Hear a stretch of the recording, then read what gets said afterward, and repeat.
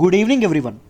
ఈరోజు మన Hindu analysis start చేసే ముందు ఒక్కసారి మన యూపీఎస్సీ ఇన్ఫినిటీ గురించి తెలుసుకుందాం. UPSC flagship course UPSC infinity గురించి ఒక్కసారి మాట్లాడుకుందాం. జాగ్రత్తగా వినండి అమ్మా. UPSC infinity is the flagship course and premium course offered at our institute. It comes with life time validity. ఎందుకు తీసుకోవాలంటే లైఫ్ టైం వ్యాలిడిటీతో వస్తుంది. మీరు మధ్యలో వేరే ఇన్స్టిట్యూట్ మీ ప్రిపరేషన్ మొత్తం మీరు మన ఇన్స్టిట్యూట్తోనే ఉండొచ్చు. రైట్, ద బెస్ట్ అనేది మీకు ఇవ్వడం అనేది జరుగుతుంది. దాంతోపాటు from basics to basic level నుంచి కంప్లీట్ అడ్వాన్స్డ్ లెవెల్ వరకు మిమ్మల్ని టీచ్ చేసే పూర్తి బాధ్యత మాది. పునాదుల నుంచి లోతుల నుంచి టచ్ చేసి కంప్లీట్ అడ్వాన్స్డ్ లెవెల్ వరకు మీకు తీసుకెళ్తాం. దాంతోపాటు రైట్, మీకు వెరీ వెరీ లోయెస్ట్ ఫీజుకి ఇస్తున్నాం. ఫీజు ఈజ్ ఓన్లీ 45,000 అండి. ఇప్పుడు ఎప్పటి వరకు ఉంటుంది అంటే నవంబర్ 14 వరకు, దీపావళి వరకు ఉంటుంది. నవంబర్ 14 తర్వాత ఈ ఫీజు 48,000 అవ్వబోతుంది. రైట్, 45,000 కూడా ఒకేసారి కట్టి జాయిన్ అవ్వాలంటే అక్కర్లేదు. నెలకి 5,000 చొప్పున కట్టుకుంటూ మీరు జాయిన్ అవ్వచ్చు. నెలకి 5,000 చొప్పున కట్టుకుంటూ మీరు యూపీఎస్సీ ఇన్ఫినిటీలో జాయిన్ అవ్వచ్చు. 9 ఇన్స్టాల్మెంట్లో చక్కగా కట్టుకోవచ్చు. రైట్, దాంతోపాటు మీకు యూపీఎస్సీ ఇన్ఫినిటీలో రెగ్యులర్గా టెస్ట్లు వస్తాయి. దాంతోపాటు everyday mains answer writing practice అనేది చేయిస్తాను. ఎవ్రీడే మేము మెయిన్స్ ఆన్సర్ రైటింగ్ ప్రాక్టీస్ అనేది చేయిస్తాం. మీరు రాసిన ఆన్సర్స్కి రెస్పెక్టివ్ ఫ్యాకల్టీ మెంబర్స్ కరెక్ట్ చేసి మీకు కన్స్ట్రక్టివ్ ఫీడ్బ్యాక్ అనేది ఎప్పటికప్పుడు ఇస్తారు. So that you can improve your skills in essay writing. Right, దాంతోపాటు మీకు current affairs everyday Hindu analysis ఉంటుంది. దాంతోపాటు మీకు కరెంట్ అఫైర్స్ టెస్ట్ అనేది ఉంటుంది. దాంతోపాటు current affairs handwritten PDF ఇస్తాము. కరెంట్ అఫైర్స్లో మిమ్మల్ని మాస్టర్ చేసే బాధ్యత మాది. UPSC infinity is the best course at very lowest fee అండి. చాలా తక్కువ ఫీజుతో లైఫ్ టైం వ్యాలిడిటీతో వస్తున్నటువంటి కోర్స్ ఇది. ఈ ఛాన్స్ మళ్ళీ మళ్ళీ రాదు, ఉపయోగించుకోండమ్మా. The best course. రైట్, దాంతోపాటు ఇంకొకటి ఏంటి అంటే మామూలుగా యూపీఎస్సీ రాసేవాళ్ళు ఏపీపీఎస్సీ టీఎస్పీఎస్సీ కూడా రాస్తూ ఉంటారండి. ఒకవేళ నోటిఫికేషన్ పడినప్పుడు ఆ ఎక్స్ట్రా సిలబస్ ఏదైతే ఉంటుందో అది కూడా మేమే ₹1 కూడా తీసుకోకుండా మా ఫ్యాకల్టీనే చెప్పడం అనేది జరుగుతుంది. అంతా ఈ 40,000 రూపాయల్లోనే అవుతుంది. టీఎస్పీఎస్సీ కానీ ఏపీపీఎస్సీ కానీ ఐబీపీఎస్ అన్నీ కలిపి వస్తాయండి. దాంతోపాటు మీరు జాగ్రత్తగా గమనిస్తే సీశాట్ కూడా కలిపి ఆప్షనల్ తప్ప సీశాట్ ప్లస్ జిఎస్ పేపర్స్ అన్నీ కలిపి రావడం అనేది జరుగుతుంది. Prelims plus mains plus interview level course అండి. ఇది 3 కలిపి రావడం అనేది జరుగుతుంది. At very lowest price offer చేస్తున్నాం. ఉపయోగించుకోండి. లైవ్ సెషన్స్ ఉంటాయి, రికార్డెడ్ సెషన్స్ ఉంటాయి. ప్రతిదానికి మీకు యాక్సెస్ ఉంటుంది. మనకి ఎల్టీఎక్స్ క్లాస్కు సెపరేట్ యాప్ ఉంది. ద బెస్ట్గా మీరు యూజ్ చేసుకోవచ్చు. I hope it is clear. ఇప్పుడు మనం ఒకసారి యూపీఎస్సీ సబ్జెక్ట్ వైజ్ కోర్సెస్ గురించి మాట్లాడదామండి. ఈచ్ సబ్జెక్ట్ అంటే history, geography, polity, economy, ethics, మీరు ఇందులో ఏ సబ్జెక్టు జాయిన్ అవ్వాలన్నా ఈచ్ సబ్జెక్ట్ ఎంత అంటే ఫీజు ₹8,000. ₹8,000 కట్టి మీరు జాయిన్ అవ్వాలా, ఒకేసారి కట్టి జాయిన్ అవ్వాలంటే అక్కర్లేదు. నెలకి 2,000 per month మీరు కడుతూ జాయిన్ అవ్వచ్చు. నెలకి 2,000 కట్టుకుంటూ మీరు జాయిన్ అవ్వచ్చు. Right, the best lifetime వ్యాలిడిటీతో వస్తుందండి. ఏ సబ్జెక్ట్ తీసుకున్నా మీకు లైఫ్ టైం వ్యాలిడిటీ ఇవ్వడం అనేది జరుగుతుంది. వేరేజ్ మీరు కరెంట్ అఫైర్స్ తీసుకుంటే అక్టోబర్ 14 వరకు మాత్రమే ఉంటుంది ఈ ఆఫర్, గుర్తుపెట్టుకోండి. కరెంట్ అఫైర్స్ తీసుకుంటే మీకు కేవలం ₹6,000 మాత్రమే ఇస్తున్నాం. నేనే స్వయానా టీచ్ చేస్తాను. per month 2,000 per month మీరు కట్టుకోవచ్చు. ఇది కూడా కరెంట్ అఫైర్స్ కూడా లైఫ్ టైం వ్యాలిడిటీతో వస్తాయి. లైఫ్ టైం వ్యాలిడిటీ అంటే ఆలోచించుకోండి ఒకసారి, ఫర్ ఎవర్ మీకు చెప్పడం అనేది జరుగుతుంది. రైట్, మనం మాట్లాడుకోబోయే మొదటి ఆర్టికల్ వచ్చేసి all sectors looking up says prime minister. Right, దీన్ని మనం దేనిలో చదువుకుంటామండి?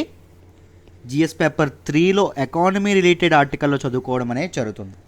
డీటెయిల్డ్గా ఈ ఆర్టికల్ని ఎక్స్ప్లెయిన్ చేస్తాను. జాగ్రత్తగా మీరు వినండమ్మా, క్లియర్గా అర్థమవుతుంది.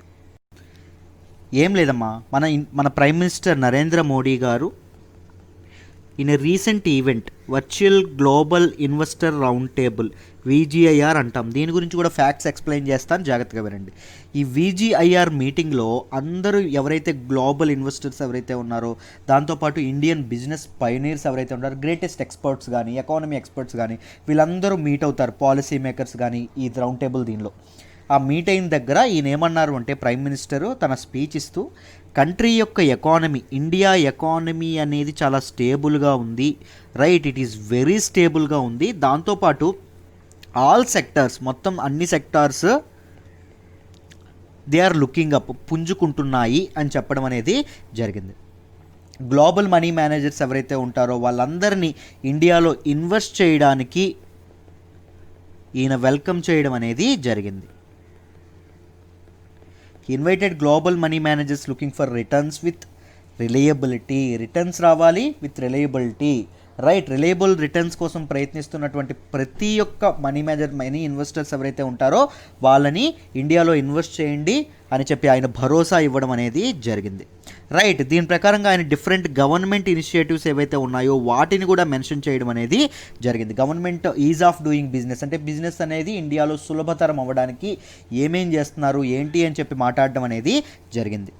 గవర్నమెంట్ ఇనిషియేటివ్స్ రీసెంట్గా చూసుకుంటే అగ్రికల్చర్లో రావడం అనేది జరిగింది, ఫార్మ్ బిల్స్, వీటి ద్వారా కార్పొరేట్స్కి కాస్త అప్పర్ హ్యాండ్ ఇవ్వడం అనేది జరిగింది. దాంతోపాటు లేబర్ బిల్స్ కూడా తీసుకురావడం అనేది జరిగింది. ఈ లేబర్ బిల్స్ ద్వారా కూడా ఎవరైతే ఎంప్లాయర్స్ ఉంటారో వాళ్ళకి కాస్త లివరేజ్ ఇవ్వడం అనేది జరిగింది, వాళ్ళకి కాస్త అడ్వాంటేజ్ చేయడం అనేది జరిగింది. దాంతోపాటు ఎడ్యుకేషన్, మ్యానుఫ్యాక్చరింగ్ సెక్టార్స్లో కూడా గవర్నమెంట్ చాలా ఇది తీసుకొచ్చింది. మ్యానుఫ్యాక్చరింగ్ చూసుకుంటే మనకి ఇన్ఫ్రాస్ట్రక్చర్ డెవలప్మెంట్ కానీ ఇవన్నీ తీసుకొచ్చారు. ఎడ్యుకేషన్లో న్యూ ఎడ్యుకేషన్ పాలసీ ఏదైతే ఉందో దాని ప్రకారంగా కానీ చాలా రిఫార్మ్స్ తీసుకొస్తున్నాము అని చెప్పడం అనేది జరిగింది, రైట్. దాంతోపాటు మీరు రీసెంట్గా చూస్తే కార్పొరేట్ ట్యాక్స్ అనేది తగ్గించడం అనేది జరిగింది. దాంతోపాటు ఫారిన్ ఇన్వెస్ట్మెంట్స్ వెల్కమ్ చేయడానికి, ఫారిన్ ఇన్వెస్ట్మెంట్స్ అనేవి పెంచడానికి చాలా ఇంపార్టెంట్ డెసిషన్స్ అనేవి తీసుకోవడం అనేది జరిగింది, లైక్ లేబర్ బిల్స్ కానీ ఇలాంటివన్నీ తీసుకోవడం అనేది జరిగింది, రైట్. అయితే government national infrastructure pipe line ఏదైతే ఉందో దీని గురించి నేను చాలాసార్లు మాట్లాడాను. ఇదేంటండి? Multi modal connectivity infrastructure master plan, right. ఇది ఏదైతే ఉందో దీని గురించి కూడా, దీన్ని ఫైనలైజింగ్ చేసే దీనిలో కూడా మాట్లాడడం అనేది జరిగిందండి, right. National infrastructure pipe line గురించి కూడా మాట్లాడడం అనేది జరిగింది. దాంతోపాటు ఆత్మనిర్భర్ భారత్ కూడా ఏ విధంగా హెల్ప్ అవుతుంది, ఆత్మనిర్భర్ అభియాన్ ఏదైతే ఉందో this is a well planned economic strategy. ఏదైతే ఎకానమీ ఏదైతే ఉందో గ్లోబల్ ఎకానమీ అనేది రీసర్జెన్స్ అవ్వాలని, గ్లోబల్ ఎకానమీ అనేది తిరిగి మళ్ళీ నిలబడాలని అనుకుంటుంది, తిరిగి మళ్ళీ పట్టాలెక్కాలని అనుకుంటుంది. ఈ ప్రాసెస్ ఏదైతే ఉందో దీనిలో ఇండియా కూడా చాలా అద్భుతమైనటువంటి ఇది చేస్తుంది, భాగస్వామి అవుతుంది, రైట్. ఇండియా నిలబడుతుంది, దాంతోపాటు తన గ్లోబల్ పార్ట్నర్స్ కూడా హెల్ప్ చేస్తుంది అని నేను చెప్పడం అనేది జరిగింది. ఎవరు అండి? ప్రైమ్ మినిస్టర్ ఆఫ్ ఇండియా చెప్పడం అనేది జరిగింది, రైట్. ఇప్పుడు నేషనల్ ఇన్ఫ్రాస్ట్రక్చర్ పైప్ లైన్ ఏదైతే ఉందో దాని గురించి చెప్పారు కదా, దాని గురించి కొన్ని ఫ్యాక్ట్స్ అనేవి చూద్దాం, దాని గురించి కాస్త మాట్లాడదాం, జాగ్రత్తగా వినండి అమ్మా. National infrastructure pipe line is a first of it's kind, అంటే కొత్త తరహా అయినది, రైట్. దాంతోపాటు కంప్లీట్లీ గవర్నమెంట్ ఓన్డ్ అండి, కంప్లీట్లీ దీని ఓనర్షిప్ ఎవరు? Government. To provide master plan to provide world class infrastructure across the country, దేశవ్యాప్తంగా వరల్డ్ క్లాస్ ఇన్ఫ్రాస్ట్రక్చర్ ఏదైతే ఉందో దాన్ని ప్రొవైడ్ చేయడానికి తీసుకొస్తున్నటువంటి మాస్టర్ ప్లాన్, రైట్. దీన్ని ఎందుకంటే ఇది చేస్తున్నారు, దీని ఎయిమ్ ఏంటంటే ఒకటి ప్రాజెక్ట్ ప్రిపరేషన్ ఏదైతే ఉందో ప్రాజెక్ట్ ప్రిపరేషన్ అనేది కాస్త స్పీడప్ చేయడానికి, దాంతోపాటు ఇన్వెస్ట్మెంట్స్ అనేవి అట్రాక్ట్ చేయడానికి, దాంతోపాటు ఇండియా అనేది 2025 కల్లా $5 trillion ఎకానమీ అవ్వాలనుకుంటుంది కదా, రైట్. ఇండియా చేస్తున్నటువంటి ఎఫర్ట్స్ ఏవైతే ఉన్నాయో, ప్రయత్నాలు ఏవైతే ఉన్నాయో వాటిని ఇంకాస్త సుగమం చేయడానికి, ఈ టార్గెట్ రీచ్ అయ్యే ప్రొసీజర్ ఇంకా కాస్త ఆ టైం కానీ ఎఫర్ట్స్ కానీ కట్ షార్ట్ చేయడానికి ఇది ఏదైతే ఉందో నేషనల్ ఇన్ఫ్రాస్ట్రక్చర్ పైప్ లైన్ ఏదైతే ఉందో ఇది చాలా హెల్ప్ చేస్తుందని చెప్పడం అనేది జరిగింది, రైట్. ఇండియాని ఒక ఇన్వెస్ట్మెంట్ డెస్టినేషన్ అనేది, ఒక ఇన్వెస్ట్మెంట్ హబ్గా, ఒక అట్రాక్టివ్ ఇన్వెస్ట్మెంట్ డెస్టినేషన్గా తీర్చిదిద్దడంలో భాగంగా దీన్ని తీసుకురావడం అనేది జరిగింది. ఇదేంటండి, ఎన్ఐపిని తీసుకురావడం అనేది జరిగింది. రైట్, ఇప్పుడు మనం virtual global investors round table మనకి ఈవెంట్లో పార్టిసిపేట్ చేశారన్నాను కదా ప్రైమ్ మినిస్టర్. రైట్, దీని గురించి మనం కొన్ని ఫ్యాక్ట్స్ అనేవి తెలుసుకోవాలి. దీన్ని ఎవరండి ఆర్గనైజ్ చేస్తారు? మినిస్ట్రీ ఆఫ్ ఫినాన్స్ మినిస్ట్రీ చేయడం అనేది జరుగుతుంది. రైట్, దాంతోపాటు national investment and infrastructure fund ఏదైతే ఉంటుందో వీళ్ళు చేయడం అనేది, దీస్ 2 ఇన్స్టిట్యూషన్స్ చేయడం అనేది జరుగుతుంది. This is an exclusive dialogue between all stake holders involved in infrastructure development. Infrastructure డెవలప్మెంట్లో ఇన్వాల్వ్ అయ్యే అందరు స్టేక్ హోల్డర్స్, ముఖ్యంగా గ్లోబల్ ఇన్వెస్టర్స్ ఎవరైతే ఉంటారో, ఇన్స్టిట్యూషనల్ ఇన్వెస్టర్స్ ఎవరైతే ఉంటారో వాళ్ళు, దాంతోపాటు ఇండియన్ బిజినెస్ లీడర్స్ ఎవరైతే ఉంటారో, పైనీర్స్ ఇన్ ఇండియన్ బిజినెస్ ఎవరైతే ఉంటారో వాళ్ళు, దాంతోపాటు హయ్యెస్ట్ డెసిషన్ మేకర్స్ ఎవరైతే ఉంటారో, అంటే లా మేకర్స్ కానీ, బ్యూరోక్రాట్స్ కానీ, నీతి ఆయోగ్కి సంబంధించిన వాళ్ళు కానీ, ఇలాంటి ఇంపార్టెంట్ ఇన్స్టిట్యూషన్ సంబంధించినటువంటి గవర్నమెంట్ ఆఫ్ ఇండియా నుంచి వాళ్ళు, దాంతోపాటు ఫైనాన్షియల్ మార్కెట్ రెగ్యులేటర్స్ అండి. ఫైనాన్షియల్ మార్కెట్ అంటే ఏంటి అంటే అదొక మార్కెట్. ఆ మార్కెట్లో ఏంటి అమ్మకాలు కొనుగోలు జరుగుతాయి? ఫైనాన్స్ అమ్మకాలు కొనుగోలు జరుగుతాయి. అంటే డబ్బుని అమ్ముకోవడం కొనడం అనేది జరుగుతుంది. ఈ ఫైనాన్షియల్ మార్కెట్ గురించి ఇంకా లోతుగా తెలుసుకోవాలి అంటే కింద డిస్క్రిప్షన్లో లింక్ ఇస్తాను. సురేష్ సార్ ఎకానమీ క్లాస్ ఉంటుంది, చాలా బాగా చెప్పారు, ఒక్కసారి చూడండి అమ్మ. ఓకేనా, please do watch it. Financial market regulators అంటే ఏంటి అంటే సింపుల్గా చూద్దాం. బాండ్ మార్కెట్స్ కానీ, దీన్ని long term markets, short term markets ఇలా ఉంటాయండి. మీకు బాండ్ల గురించి వీటి గురించి నేను చాలాసార్లు ఎక్స్ప్లెయిన్ చేస్తాను. బాండ్ అంటే ఏంటని కూడా డిస్క్రిప్షన్లో పెడతాను, ఒక్కసారి చూడండి. రైట్, ఈ బాండ్లు ఎక్కడ కొనుక్కోలు అమ్మకాలు అవుతాయంటే ఫైనాన్షియల్ మార్కెట్లో అవ్వడం అనేది జరుగుతుంది. దాంతోపాటు ఏవైతే స్టాక్ మార్కెట్స్ ఏవైతే ఉంటాయో వాటిని కూడా, స్టాక్ మార్కెట్ని కూడా ఫైనాన్షియల్ మార్కెట్ అంటాం. రైట్, ఈక్విటీ మార్కెట్ అని కూడా అంటాం. రైట్, ఒక్కసారి ఫైనాన్షియల్ మార్కెట్ గురించి సార్ చెప్పిన ఇంట్రడక్షన్ ఒకసారి చూడండి, మీకు క్లియర్గా అర్థమైపోతుంది. వీలైతే కరెంట్ అఫైర్స్ కోర్స్లో మీరు ఒకవేళ ఎకానమీ కోర్స్లో జాయిన్ అవ్వాలంటే ఈ నెంబర్కే ఫోన్ చేయండి, సార్ అద్భుతంగా చెప్తారు, ఒకసారి చూడండి అమ్మా. రైట్, సో ఏవైతే ఫైనాన్షియల్ మార్కెట్ రెగ్యులేటర్స్ ఎవరైతే ఉంటారో ఈ అందరు స్టేక్ హోల్డర్స్ కలిపి ఈ ఈవెంట్లో పార్టిసిపేట్ చేయడం అనేది జరుగుతుంది. పార్టిసిపేట్ చేస్తారు. దేని మీద సార్ మాట్లాడుకుంటారు అంటే చెప్పాను కదా, India economic and investment positions ఎలా అయితే ఉన్నాయో, ఎలా ఉన్నాయి పొజిషన్ స్థాయి ఎలా ఉంది, దాంతోపాటు స్ట్రక్చరల్ రిఫార్మ్స్, ఎకనామిక్ రిఫార్మ్స్ కానీ, ట్యాక్స్ రిఫార్మ్స్ కానీ ఇవన్నీ ఎలా ఉన్నాయి, అండ్ ద గవర్నమెంట్స్ విజన్ ఏంటి, ప్రభుత్వం యొక్క విజన్ ఏంటి. రైట్, ముందు $5 trillion దీనికి అవ్వడానికి ఇదేంటి అని చెప్పి ఇవన్నీ మాట్లాడుకోవడం అనేది జరుగుతుంది. ఎక్కడ? ఈ VGIR 2020లో, virtual global investor round table 2020లో. రైట్, ఈ ఈవెంట్ అనేది ఏం చేస్తుంది అంటే ఎవరైతే కొత్త వాళ్ళు ఉంటారో, రైట్, గ్లోబల్ ఇన్వెస్టర్స్ ఎవరైతే ఉంటారో, global investors and business leaders వీళ్ళందరూ కలిసి సీనియర్ పాలసీ మేకర్స్ ఎవరైతే ఉంటారో వాళ్ళతో డిస్కషన్స్ పెట్టుకొని వాళ్ళ తాలూకా బిజినెస్ని ఎలా ఇంప్రూవ్ చేయాలి, ఎలా చేయాలనేటటువంటి ఆలోచనలు చేసుకోవచ్చు. ఎలా ఇన్వెస్ట్ చేయాలి, ఇన్వెస్ట్మెంట్స్ ఇన్ ఇండియా సేఫా కాదా, రైట్, ఇలాంటి గ్రోత్ రిలేటెడ్ ఆస్పెక్ట్స్ ఏవైతే ఉంటాయో వాటి గురించి డీటెయిల్డ్గా డిస్కస్ చేయొచ్చు. So peer to peer learning ఏదైతే ఉంటుందో అది అవుతుంది, పీర్ టు పీర్ నాలెడ్జ్ ఏదైతే ఉంటుందో అది షేర్ అవుతుంది. దాంతోపాటు అంటే పక్క పియర్స్ అంటే ఎవరు అంటే మన తాలూకు తోటి వాళ్ళు అని అర్థం. ఒకరితో ఒకరికి నాలెడ్జ్ కానీ లేకపోతే ఇన్ఫర్మేషన్ కానీ ఒకరి నుంచి ఒకరికి వచ్చి ఏం జరుగుతుందండి, గ్రోత్ అండ్ డెవలప్మెంట్ అనేది సాధ్యపడుతుంది. గ్రోత్ అండ్ డెవలప్మెంట్, కంపెనీలు గ్రో అయితే ఏమవుతుంది, కంట్రీ యొక్క ఎకానమీ ఏదైతే ఉంటుందో, ఫార్మ్స్ గ్రో అయితే కంట్రీ యొక్క ఎకానమీ కూడా గ్రో అయ్యే అవకాశం ఉంది. ఎంప్లాయ్మెంట్ పెరుగుతుంది కదా, ఎంప్లాయ్మెంట్ పెరిగి జనాల జేబుల్లో డబ్బులు వచ్చి ఎకానమీ కూడా ఇదయ్యే అవకాశం అనేది ఉంది. సో అందుకే గవర్నమెంట్స్ అనేవి ఇలాంటివి ఏవైతే ఇన్వెస్ట్మెంట్స్ని ఎక్కువ ఆహ్వానించడం, దాంతోపాటు బిజినెస్ యాక్టివిటీని పెంచడానికి చాలా మెజర్స్ అనేవి తీసుకుంటూ ఉంటుంది.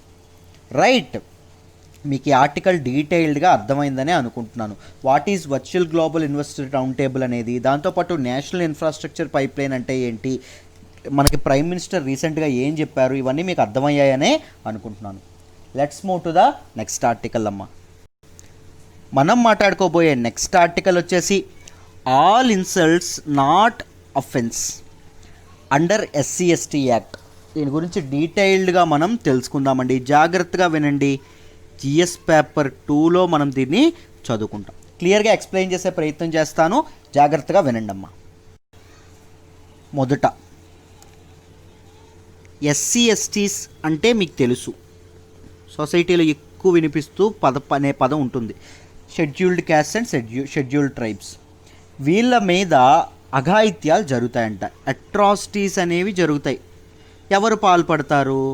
తోటి వాళ్ళు పాల్పడతారు. వాళ్ళు హయ్యర్ క్యాస్ట్ వాళ్ళైనా అవ్వచ్చు, లోవర్ క్యాస్ట్ వాళ్ళైనా అవ్వచ్చు, సొసైటీలో ఏ క్లాస్కి చెందిన వాళ్ళైనా అవ్వచ్చు, రిచ్ అవ్వచ్చు, ఇది అవ్వచ్చు. మనిషి నైజం వేరే వాడి మధ్య ఆధిపత్యం చెలాయించడం, వేరే వాడిని ఇది చేయడం అనేది చాలా కొంతమంది మనుషులకి ఇది కలిగిస్తుంది, రైట్? కొంతమంది మనుషులకి తెలియని ప్లెజర్ ఇస్తుంది. సో అందుకోసం అని చెప్పి వాళ్ళు నిందించడం కానీ, వాళ్ళు ఒత్తి రీజన్కి అవమానించడం కానీ, ఏం లేని దానికి హింసించడం కానీ, ఇవన్నీ చేస్తూ ఉంటారు. సో ఇక్కడ వరకు మీకు తెలుసు. సరే మరి ఎస్సీ ఎస్టీస్ మీద ఎందుకండి ఎక్కువ అఘాయిత్యాలు అనేవి జరుగుతున్నాయి? గవర్నమెంట్ వీళ్ళ మీద ఎందుకు ఫోకస్ చేస్తుంది? ఎవరు వీళ్ళు, అసలు ఎందుకు చేయాలి గవర్నమెంట్ అని మనం మాట్లాడుకుంటే, మొదట జాగ్రత్తగా గుర్తుపెట్టుకోండి. Scheduled caste and scheduled tribes ఎవరైతే ఉన్నారో వీళ్ళు హిస్టారికల్గా డిప్రైవ్ అవుతూ వస్తున్న వాళ్ళండి. చరిత్రలో చూసుకుంటే రైట్, వీళ్ళ తాలూకా జీవితాలు మరీ దుర్భరంగా ఉండడం అనేది జరిగింది. చాలా డిప్రివేషన్కి గురవ్వడం అనేది జరిగింది. దేనికి? పొలిటికల్ ఆపర్చునిటీస్ అనేవి ఉండేవి కాదు, ఎకనామిక్ ఆపర్చునిటీస్ అనేవి ఉండేవి కాదు. దాంతోపాటు జస్టిస్ అనేది, సోషల్ జస్టిస్ అనేది అందుబాటులో ఉండేది కాదు. సోషల్ జస్టిస్ అంటే ఏంటమ్మా? సామాజిక న్యాయం, రైట్? మన ప్రియాంబుల్ ఏం చెప్తుంది? భారత ప్రజలందరికీ సోషల్ జస్టిస్ అందించాలి. ఎలాంటి జస్టిస్ అంట? ఎలాంటి న్యాయం అందించాలి? పొలిటికల్గా అందించాలి, ఎకనామికల్గా అందించాలి, సోషల్గా అందించాలి. ఏ ఒక్కడు వాళ్ళ కులానికో, లేకపోతే వాళ్ళ మతానికో, లేకపోతే వాళ్ళ జెండర్కో దృష్టిలో పెట్టుకొని, బేస్ పెట్టుకొని తలదించుకోకూడదు. ప్రతి ఒక్కరూ వాళ్ళ సెక్షువల్ ఓరియంటేషన్ ఎలా ఉన్నా, వాళ్ళ తాలూకా క్యాస్ట్ ఎలా ఉన్నా, వాళ్ళ తాలూకా మతం ఏదైనా, ప్రతి ఒక్కరూ సమానంగా సొసైటీలో తలెత్తుకొని తిరగాలి. అది కదా మన తాలూకా సోషల్ జస్టిస్ అని చెప్పి మన ప్రియాంబుల్లో చెప్పడం అనేది జరిగింది, భారత రాజ్యాంగ పీఠికలో చెప్పడం జరిగింది. బట్ అది నిజంగా అచీవ్ అవుతుందండి? అచీవ్ అవ్వట్లేదు. ఈ ఎస్సీ ఎస్టీస్ వాళ్ళు ఎవరైతే ఉన్నారో, scheduled caste and scheduled tribes ఎవరైతే ఉన్నారో వాళ్ళ మీద అట్రాసిటీస్ ఏవైతే ఉన్నాయో, అఘాయిత్యాలు ఏవైతే ఉన్నాయో రోజు రోజుకి పెరగడం అనేది చూస్తుంది. At least we are living in this 21st century, 21వ శతాబ్దపు మధ్యలో మనం ఉన్నామండి. 21వ శతాబ్దపు మొదల్లో మనం ఉండడం అనేది జరిగింది, రైట్? అయినా మన ఆలోచనలు అనేవి ఎలా ఉన్నాయి? మిడీవల్ థాట్ ప్రాసెస్తో మనం ఉండడం అనేది జరుగుతుంది. మధ్యయుగపు థాట్ ప్రాసెస్ ఏదైతే ఉంటుందో అలా మనం ఉండడం అనేది జరుగుతుంది. మిడీవల్ థాట్ ప్రాసెస్ ఎందుకన్నామండి? మిడీవల్ హిస్టరీ చూసుకుంటే సొసైటీలో పూర్తిగా నాశనం అయిపోయిందండి మిడీవల్ హిస్టరీ టైంలో సొసైటీ. ముఖ్యంగా ఈ క్యాస్ట్ బేస్డ్, లేకపోతే ఆక్యుపేషన్ బేస్డ్ క్యాస్ట్, డిఫరెంట్ ఆక్యుపేషన్కి సంబంధించిన క్యాస్ట్లు గట్రా పుట్టుకురావడం అనేది జరిగింది. ఆడవాళ్ళకి స్వతంత్రం రాకుండా ఆడవాళ్ళని పూర్తిగా ఇది చేయడం అనేది జరిగింది. అర్థమైందా? సో ఎప్పుడైతే ఈ అట్రాసిటీస్ వచ్చాయో, ఈ సోషల్ జస్టిస్ అనేది అచీవ్ చేయడానికి గవర్నమెంట్ ఏం తీసుకొచ్చింది అంటే అమ్మ, ఎస్సీ ఎస్టీ యాక్ట్ 1989 తీసుకురావడం అనేది జరిగింది. జాగ్రత్తగా వినండి అమ్మ. Scheduled caste and scheduled tribes prevention of atrocities.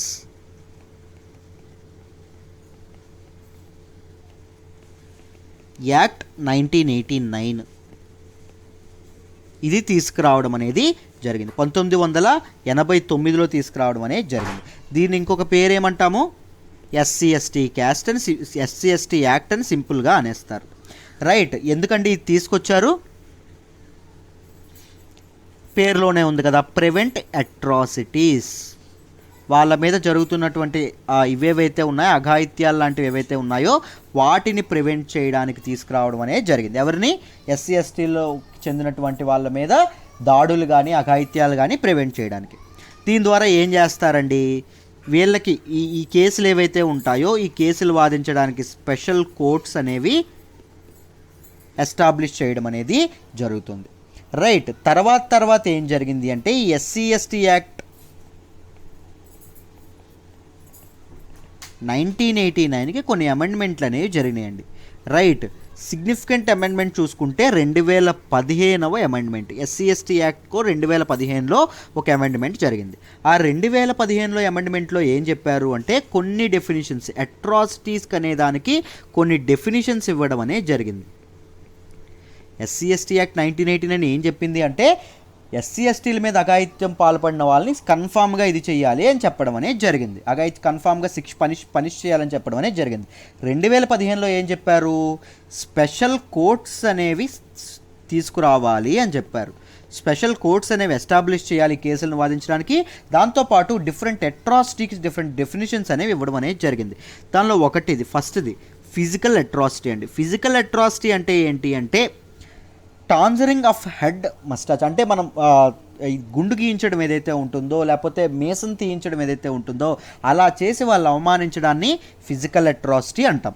రెండవది వెర్బల్ అట్రాసిటీ. వెర్బల్ అట్రాసిటీ అంటే ఏంటి అంటే ఎస్సీ ఎస్టీ పీపుల్ ఎవరైతే ఉంటారో వాళ్ళ డిగ్నిటీని డిప్రైవ్ చేసేటట్టు, డిగ్నిటీని పూర్తిగా ఇది చేసేటట్టు వాళ్ళని మాట్లాడితే, వాళ్ళ గురించి మాట్లాడితే దాన్ని వెర్బల్ అట్రాసిటీ అంటాం. రైట్. దాంతోపాటు అట్రాసిటీస్ రిలేటెడ్ టు ఇన్సల్ట్స్ అంటే ఏంటి అంటే చెప్పులతో కొంతమంది కొడతారండి, అలా స్లిప్పర్స్తో కొట్టి అలా ఇది చేసి అలాంటి దాన్ని అట్రాసిటీస్ రిలేటెడ్ టు ఇన్సల్ట్స్ అంటాం. సోషల్ అట్రాసిటీ అంటే ఏంటి అంటే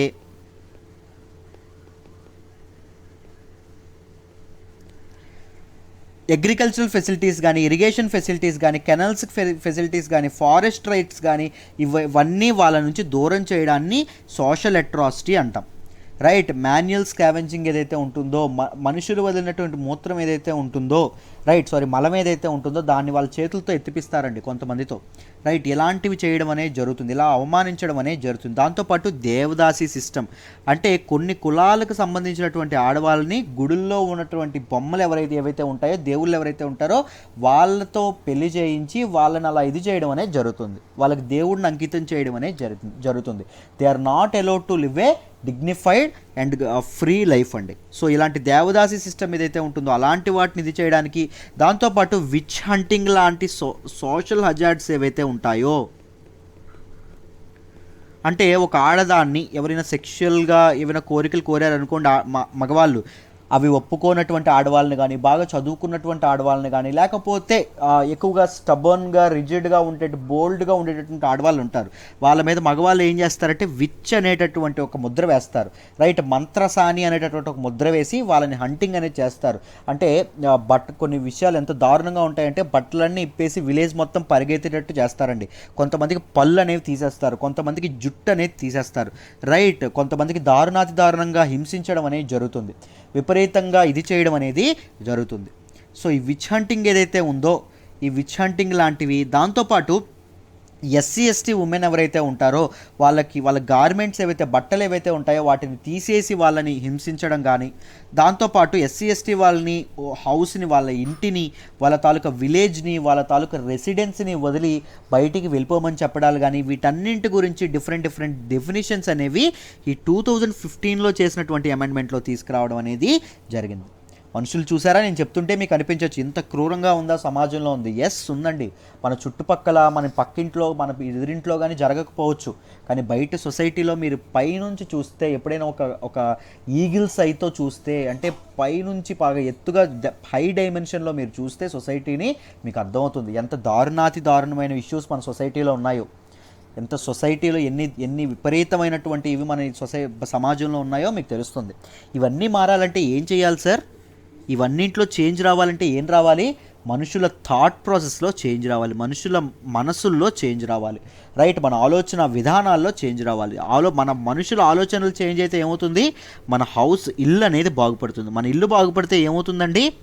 మన విలేజ్ ఏదైతే ఉంటో అది బాగుపడుతుంది. మన విలేజ్ బాగుపడితే మన మండల్ బాగుపడుతుంది, మండల్ బాగుపడితే డిస్ట్రిక్ట్ బాగుపడుతుంది, డిస్ట్రిక్ట్ బాగుపడితే స్టేట్ బాగుంటుంది, స్టేట్ బాగుంటే దేశమే బాగుంటుంది. రైట్. కంట్రీని ఎలా అయినా కంట్రీ అధోగతికి వెళ్ళిపోతుంది, దేశం చాలా క్లిష్ట పరిస్థితుల్లో ఉందని చెప్పి మనం మాట్లాడుకుంటాం. కానీ ఎక్కడి నుంచి మార్పు అనేది మొదలవ్వాలి? ఫస్ట్ మన ఇల్లు కూడా కాదండి, మన మెదడుల్లోంచి మార్పు అనేది మొదలవ్వాలి. ఈక్వాలిటీ అనేది మన నరనరాల్లో జీర్చుకుపోవాలి. ముఖ్యంగా యూపీఎస్సికి ప్రిపేర్ అవుతున్న వ్యక్తులు ఎవరైతే ఉన్నారో వాళ్ళ ఆలోచన విధానం చాలా బాగుండాలండి, గొప్పగా ఉండాలి. ఇలాంటి డిస్క్రిమినేషన్స్ ఏవైతే ఉంటాయో వాటికి ఎగ్నెస్ట్గా ఉండాలి. అందుకే సోషల్ ఇష్యూస్లో చదువుకుంటూ ఉంటాం, ఏవైతే రిజర్వేషన్ సిస్టమ్ గురించి కానీ, లేకపోతే ఉమెన్ ఎంపవర్మెంట్ గురించి కానీ, వీటన్నింటి గురించి. రైట్. కరెంట్ అఫైర్స్ని ఇలా ఒక పించ్ ఆఫ్ ఎమోషన్స్తో చదువుకోవాలంటే కమ్ వర్క్ విత్ మీ అండి. మీరు కరెంట్ అఫైర్స్ కోర్సులో జాయిన్ అవ్వచ్చు. లేదు నాతోనే మాట్లాడాలి అంటే మీరు ఈ నెంబర్కి ఫోన్ చేయొచ్చు. దిస్ ఈజ్ మై నెంబర్, నాతోనే మాట్లాడండి. ఓకేనా? రైట్. సో ఈ విచ్ హంటింగ్ లాంటివి ఏవైతే ఉంటాయో వీటి డెఫినిషన్స్ అనేవి ఇవ్వడం అనేది జరిగింది. ఇప్పుడు నెక్స్ట్ ఏం చెప్పారు అంటే 2018లో ఒక అమెండ్మెంట్ తీసుకొచ్చారండి ఎస్సీ ఎస్టీ యాక్ట్కి. దీని ప్రకారంగా ఏం చేశారు, 2018లో తీసుకొచ్చినటువంటి అమెండ్మెంట్లో సెక్షన్ 18 ఏం చెప్తుంది అంటే ప్రిలిమినరీ ఎటువంటి ఎఫ్ఐఆర్ అనేది లేకుండా, ఎటువంటి ప్రిలిమినరీ ఎంక్వైరీ అనేది లేకుండా కేసు అనేది నమోదు చేయొచ్చు అని చెప్పడం అనేది జరిగిందండి. కేసు అనేది ఎస్సీ ఎస్టీ యాక్ట్ కింద కేసు అనేది ఒక బాధితుడు వచ్చి కంప్లైంట్ ఇవ్వగానే వెంటనే చేయొచ్చు అని చెప్పడం అనేది జరిగింది. దాంతోపాటు ఏం చెప్పారు, బెయిల్ ఏదైతే ఉందో, యాంటిసిపేటరీ బెయిల్ ఏదైతే ఉంటుందో బెయిల్కి అర్హులు కాదు. ఎవరండి? ఎవరైతే నిందితుడు ఉంటాడో వాడికి బెయిల్ అనేది కూడా ఇవ్వడం అనేది జరగదు. ఇప్పుడు తీసుకొచ్చారు 2018 అమెండ్మెంట్లో తీసుకురావడం అనేది జరిగింది. ఈ అమెండ్మెంట్ మీద చాలా ఎగాలిటేరియన్ సొసైటీ కావాలనుకున్న వాళ్ళు దీన్ని హర్షించిన, బట్ అంటే ఈక్వల్ సొసైటీ కావాలి అనుకునే వాళ్ళు దీన్ని వెల్కమ్ చేసిన, కొంతమంది దీనికి ఎగెనిస్ట్గా కూడా ఇది అవ్వడం అనేది, బెయిల్ అనేది లేకపోవడం వల్ల, దాంతోపాటు ఎఫ్ఐఆర్ లేకుండా ఇది చేయడం వల్ల హ్యూమన్ రైట్స్ అనేవి, పౌరులకు ఉండాల్సిన కొన్ని రైట్స్ అనేవి డిప్రైవ్ అవుతున్నాయి అని చెప్పడం అనేది జరిగిందమ్మా. దీని మీద చాలా తర్వాత సుప్రీంకోర్టు అనే జడ్జిమెంట్ ఇచ్చినప్పటికీ ఈ ప్రొవిజన్స్ని ఉంచడం అనేది సుప్రీంకోర్టు వ్యాలిడ్ అని చెప్పడం అనేది జరిగింది. ఇంత స్ట్రిక్ట్ అండ్ స్ట్రింజెంట్ ప్రొవిజన్స్ లేకపోతే నిజంగా ఈక్వాలిటీ అనే సొసైటీలో అచీవ్ అవ్వడం అనేది, మనం ఇందాక మాట్లాడుకున్న సోషల్ జస్టిస్ అనే సమాజంలో అచీవ్ అవ్వడం అనేది చాలా కష్టం అండి. రైట్. పర్ఫెక్ట్. సో ఇప్పుడు ఎందుకు వచ్చింది సార్ న్యూస్లోకి, ప్రజెంట్ ఇప్పుడు న్యూస్లోకి ఎందుకు వచ్చింది సార్ అని మనం మాట్లాడుకుంటే ఏం లేదండి, సుప్రీంకోర్టు అనేది రీసెంట్గా దీని మీద ఒక వెర్డిక్ట్ ఇచ్చిందండి. రీసెంట్ జడ్జిమెంట్లో సుప్రీంకోర్టు ఏం చెప్పింది అంటే ఆల్ ఇన్సల్ట్స్ అండ్ ఇంటిమిడేషన్స్, ఎవరి మీదంట ఈ ఇన్సల్ట్స్ ఇంటిమిడేషన్స్, దళిత్ లేదా ట్రైబల్ కమ్యూనిటీస్ అంటే ఎస్సీ లేదా ఎస్టీస్ పీపుల్ ఎవరైతే ఉంటారో వాళ్ళ మీద చేసినటువంటి వాళ్ళ మీద ఇచ్చేసినటువంటి అన్ని నిందలు, అన్ని అవమానాలు, లేకపోతే అన్ని అఫెన్స్ కింద క్యాలిక్యులేట్ అవ్వవు అని చెప్పారండి. దేని కింద అవ్వవు? ఎస్సీ ఎస్టీ యాక్ట్ ఏదైతే ఉందో అండర్ ఎస్సీ ఎస్టీ యాక్ట్ ప్రతి ఒక్క ఇన్సల్ట్, ప్రతి ఒక్క ఇంటిమిడేషను ఎవరి మీద చేసింది, ఎస్సీ ఎస్టీ వాళ్ళ మీద చేసింది తప్పు అవ్వదు అని సుప్రీంకోర్టు చెప్పడం అనేది జరిగింది. ఎప్పుడు అది అఫెన్స్ అవుతుందంట, offence only if an insult or intimidation is on account of the victim belonging to SC ST. అతను ఎస్సీ ఎస్టీ కులానికి చెందినవాడు అనే దాంతో ఆయనకి వేసామనుకోండి, అనే ప్రేరణతో ఆయనకి ఇది చేశారనుకోండి, ఇన్సల్ట్ చేశారనుకోండి, ఇన్సల్ట్ కానీ ఇంటిమిడేట్ కానీ చేశారనుకోండి, అప్పుడు అది తప్పు అవుతుంది. కానీ it will not be an offence just on the fact that the informant or complaint is a member of SC or ST unless there is an intention to humiliate the member of SC ST. ఎవరైతే ఇదున్నాడో, బాధితుడున్నాడో వాడు కేవలం SC ఎస్టీకి చెందినంత మాత్రాన అది offence అవ్వదంటండి. Right. ఎవరైతే accused ఉన్నాడో, ఎవరైతే నిందితుడు ఉన్నాడో ఆయన బాధితుడు ఎస్సీ ఎస్టీకి చెందినటువంటి వాడు అని మైండ్లో పెట్టుకొని అలా ఇన్సల్ట్ చేస్తే అప్పుడు అది అఫెన్స్ అవుతుంది తప్ప, రైట్, మీకు అర్థమవుతుందని అనుకుంటున్నాను. ఎప్పుడంటే అది అఫెన్స్ అవుతుంది, అవతల వాడు ఎస్సీ ఎస్టీ అనే కులాన్ని పేరు చెప్పుకొని అవతల వ్యక్తిని హ్యూమిలియేట్ చేస్తే అది అఫెన్స్ అవుతుంది. ఎప్పుడంటే అది కాదు, వ్యక్తి ఎవరైతే ఉన్నారో, బాధితుడు ఎవరైతే ఉన్నారో, బాధితుడు జస్ట్ ఎస్సీ ఎస్టీ కులానికి సంబంధించినటువంటి వ్యక్తి అవ్వడం అయినంత మాత్రాన అది ఎస్సీ ఎస్టీ యాక్ట్ కింద అఫెన్స్ అవ్వదు.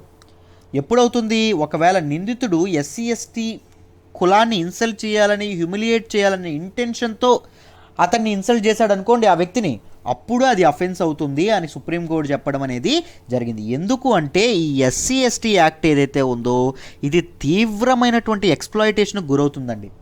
చాలా ఎక్స్ప్లాయిటేషన్కు గురవుతుంది. Right, on the grounds of this one supreme court ఈ జడ్జిమెంట్ చెప్పడం అనేది జరిగింది. సుప్రీంకోర్టు ఇంకా ఏం చెప్పింది అంటే ఎస్సీ ఎస్టీ యాక్ట్ యొక్క అసలైన ఎయిమ్ ఏంటి అంటే to punish violations who inflict indignities, humiliations and harassment. ఎవరైతే ఎస్సీ ఎస్టీ సభ్యులు ఉంటారో వాళ్ళకి హ్యూమిలియేషన్స్, ఆ కులాలకి హ్యూమిలియేషన్స్, కుల సభ్యులకి హ్యూమిలియేషన్స్, లేకపోతే హెరాస్మెంట్ చేసే వాళ్ళకి పనిష్ చేయడం తప్ప వేరే ఎక్స్ప్లాయిటేషన్స్కి ఇది కాదు అని చెప్పడం అనేది జరిగింది. రైట్, ఎప్పుడంటే అఫెన్స్ కింద కన్సిడర్ చేయాలి if the insult should be specifically intended to humiliate the victim for his caste. అతని కులాన్ని, విక్టిమ్ ఎవరైతే బాధితుని యొక్క కులాన్ని హ్యూమిలియేట్ చేయాలి అనే ఇంటెన్షన్తో ఎప్పుడైనా నిందితుడు ఎప్పుడైనా చేశాడు అనుకోండి, అప్పుడు ఆరోపణలు ఉన్నటువంటి వాడు ఎవరైనా చేస్తే అప్పుడు అది అఫెన్స్ అవుతుంది తప్ప దేని అండర్లో? ఎస్సీ ఎస్టీ యాక్ట్ అండర్లో. బట్ మామూలు టైంలో అది ఎస్సీ ఎస్టీ యాక్ట్ కింద అఫెన్స్ అవ్వదు అని సుప్రీంకోర్టు బెంచ్ చెప్పడం అనేది జరిగింది. ఐ హోప్ ఈ ఆర్టికల్ మీకు డీటెయిల్డ్గా అర్థమైందనే అనుకుంటున్నాను. What is SC ST act, prevention of atrocities act 1989, దాంతోపాటు తర్వాత ఎప్పుడు అమెండ్మెంట్స్ తీసుకొచ్చారు ఏంటి అని మీకు డీటెయిల్డ్గా అర్థమైందనే అనుకుంటున్నాను. ఇప్పుడు న్యూస్లోకి వచ్చింది ఎందుకో అర్థమైందని అనుకుంటున్నాను. Right, let's move to the next article అమ్మ. మనం మాట్లాడుకోబోయే నెక్స్ట్ ఆర్టికల్ వచ్చేసి Miyawaki forest to come up across the city. Right, ఇది నేను విశాఖపట్నం ఎడిషన్ తీసుకున్నానండి. విశాఖపట్నం ఎడిషన్లో జీవీఎంసీ వాళ్ళు ఎవరైతే ఉన్నారో వాళ్ళు ఒక 25 మియావాకీ ఫారెస్ట్ ఇది చేద్దామని చెప్పి డెసిషన్ తీసుకున్నారు. ఇది స్టేట్ న్యూస్లోకి రావడం అనేది జరిగింది. బట్ యూపీఎస్సీకి చెప్తున్నారు సార్ ఎందుకు తీసుకొచ్చారు అంటే ఇలాంటి డిస్క్రిమినేషన్ చూపించకూడదండి. రైట్, సిలబస్కి పనికొస్తుంది కాబట్టి చెప్తుండడం అనేది జరిగింది. Miyawaki forest is very important regarding UPSC examination. దీన్ని మనం ఎలా చూసుకుంటామంటే జిఎస్ పేపర్ 3లో చూస్తాం. రైట్, ఎన్విరాన్మెంట్ ఎకాలజీలో this is very important article. జాగ్రత్తగా చూడండి. What are these Miyawaki forest అని మీరు తెలుసుకోవాలి. జాగ్రత్తగా ఉండండి. జీవీఎంసీ ఏదైతే ఉందో, గ్రేటర్ విశాఖపట్నం మున్సిపల్ కార్పొరేషన్ ఏదైతే ఉందో, వీళ్ళు ఒక 25 చోట్ల 25 మియావాకీ ఫారెస్ట్ ఏవైతే ఉన్నాయో వాటిని డెవలప్ చేద్దామని అనుకుంటున్నారు. ఎందుకు డెవలప్ చేద్దాం అనుకుంటున్నారు? రీజన్స్ ఏంటి అంటే టు ఇంప్రూవ్ గ్రీనరీ ఏదైతే ఉందో గ్రీనరీని ఇంప్రూవ్ చేయడానికి, దాంతోపాటు ఎయిర్ పొల్యూషన్ ఏదైతే ఉందో, వాయు కాలుష్యం ఏదైతే ఉందో దాన్ని పూర్తిగా తగ్గించడానికి, దాంతోపాటు గ్రౌండ్ వాటర్ ఏదైతే ఉందో దానిని రీఛార్జ్ చేయడానికి. గ్రౌండ్ వాటర్ రీఛార్జ్ అనేది ఎలా జరుగుతుందండి? ఎఫారెస్టేషన్ ద్వారా జరుగుతుంది, చెట్లు నాటడం ద్వారా జరుగుతుంది. రైట్, సో ఈ ఫారెస్ట్ తీసుకురావడం వల్ల ఎఫారెస్టేషన్ అనేది ఏదైతే అవుతుందో గ్రౌండ్ వాటర్ రీఛార్జ్ అవ్వడం అనేది కూడా జరుగుతుంది. కంట్రోల్ డే టెంపరేచర్ ఏదైతే ఉందో డే టెంపరేచర్ని కంట్రోల్ చేయడం, అంటే వాతావరణంలో ఉష్ణోగ్రతలు ఏవైతే ఉంటాయో వాటిని కంట్రోల్ చేయడం. దాంతోపాటు బయోడైవర్సిటీ ఏదైతే ఉందో, బయోడైవర్సిటీ అంటే ఫ్లోరా కానీ ఫానా కానీ ఏవైతే ఉంటాయో వాటిని ఇది చేయడం, ఇంప్రూవ్ చేయడం. రైట్, దీనికి బడ్జెట్ జీవీఎంసీ కేటాయించిన బడ్జెట్ ఎంత సార్ అంటే 50 lakhs, 50 లక్షలు. గుర్తుపెట్టుకోండి అమ్మా జాగ్రత్తగా.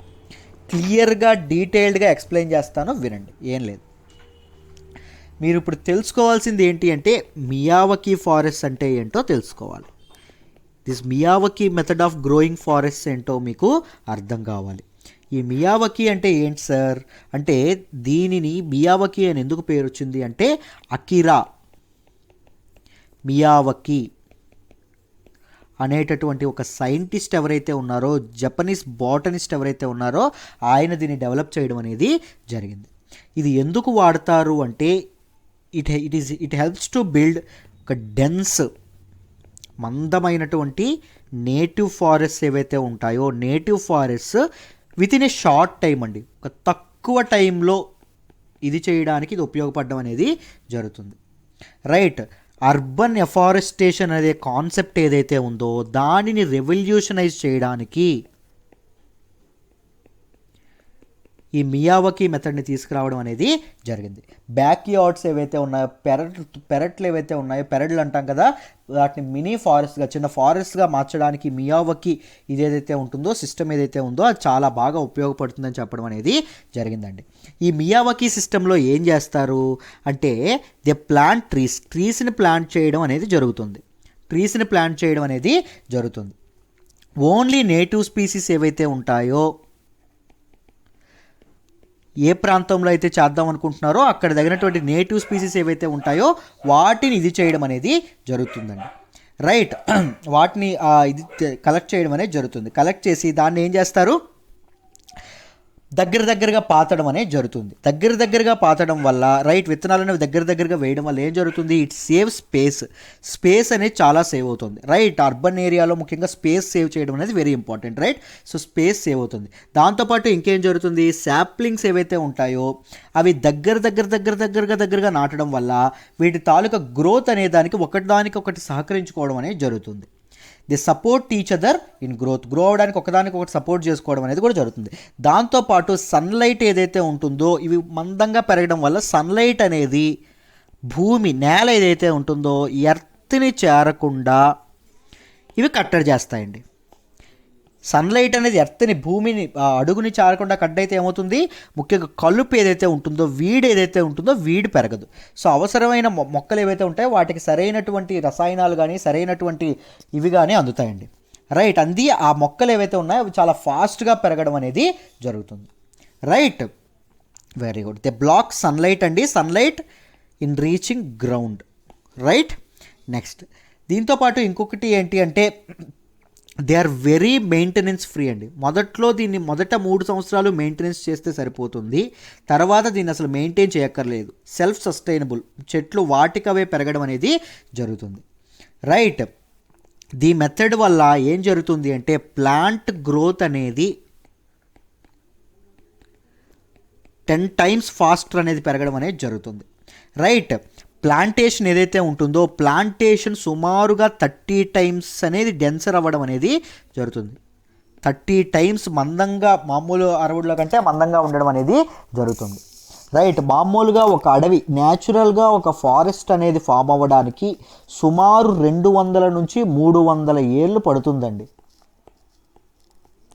కానీ ఈ మియావకీ మెథడ్ ఏదైతే ఉంటుందో ఈ మియావకీ మెథడ్ ఫాలో అవ్వడం వల్ల జస్ట్ 20 నుంచి 30 ఏళ్లలోనే ఒక ఫుల్ డెన్స్ ఫారెస్ట్ అనేది తయారవ్వడం అనేది జరుగుతుంది. ఈ మియావకీ ప్రాసెస్లో ఏం చేస్తారు సార్, అసలు ఏం జరుగుతుందో చూద్దాం. ఏం చేస్తారు అంటే ఆ రీజియన్లో ఉన్నటువంటి నేటివ్ అండ్ ఇండిజినస్ ట్రీస్ ఏవైతే ఉంటాయో నేటివ్ ట్రీస్ ఏవైతే ఉంటాయో వాటిని కలెక్ట్ చేస్తారు. ఎలాగా 4 layers కింద కలెక్ట్ చేయడం అనేది జరుగుతుంది. ఆ 4 layers అంటే ఏంటంటే ష్రబ్స్ పొదలు, సబ్ ట్రీస్ అంటే చిన్న చెట్లు, ట్రీస్ అంటే చెట్లు, కెనాపీ అంటే మహావృక్షాలు. ఇలా 4 layers ఇది చేసి వాటికి ఏదైతే ముఖ్యంగా సాయిల్ ఏదైతే ఉంటుందో సాయిల్ యొక్క క్వాలిటీని కరెక్ట్గా పరిశీలించి ఈ సాయిల్కి బయోమాస్ ఏదైతే ఉంటుందో అంటే వాటర్ని రిస్ట్రైన్ చేయగలిగినటువంటి వాటర్ ఎక్కడికి ఇది అవ్వకుండా, దాంతోపాటు మంచి ఇవేవైతే ఉంటాయి ఫెర్టిలిటీని ఎన్ష్యూర్ చేసేటటువంటి బయోమాస్ ఏదైతే ఉంటుందో దాన్ని సాయిల్కి కలిపి అక్కడ శాంప్లింగ్స్ అనేవి పాతడం అనేది జరుగుతుంది. ఎలా పాతారు అంటే 3 to 5 samplings per square kilometre. ఒక స్క్వేర్ కిలోమీటర్కి 3 to 5 అంటే చాలా దగ్గరగా పాత్రం అనేది జరుగుతుంది. రైట్. అప్పుడు ఏం జరుగుతుంది, దగ్గరగా ఉండడం వల్ల ఒకదానికొకటి సపోర్ట్ చేసుకోవడం అనేది జరుగుతుంది గ్రోత్కి. దాంతోపాటు సన్లైట్ అనేది నేలకి ఎర్త్ ఏదైతే ఉంటుందో ఎర్త్ దగ్గరికి ఇది అవ్వకుండా ఇది కాపాడడం అనేది జరుగుతుంది, ఆపడం అనేది జరుగుతుంది. దానివల్ల ఏమవుతుంది, ఇక్కడ చిన్న కలుపు ఏదైతే ఉందో కలుపు పెరగకుండా ఓన్లీ అవసరమైనటువంటి ప్లాంట్స్ ఏవైతే ఉన్నాయో అవి మాత్రమే పెరుగుతాయి. సో ప్లాంట్ గ్రోత్ అనేది ఫాస్ట్ అవుతుందండి. ప్లాంట్ గ్రోత్ ఫాస్ట్ అవ్వడం అనేది జరుగుతుంది. రైట్. ఐ హోప్ ఈ ఆర్టికల్ మీకు డీటెయిల్డ్గా అర్థమైందని అనుకుంటున్నాము. Let's move to the next article అమ్మా.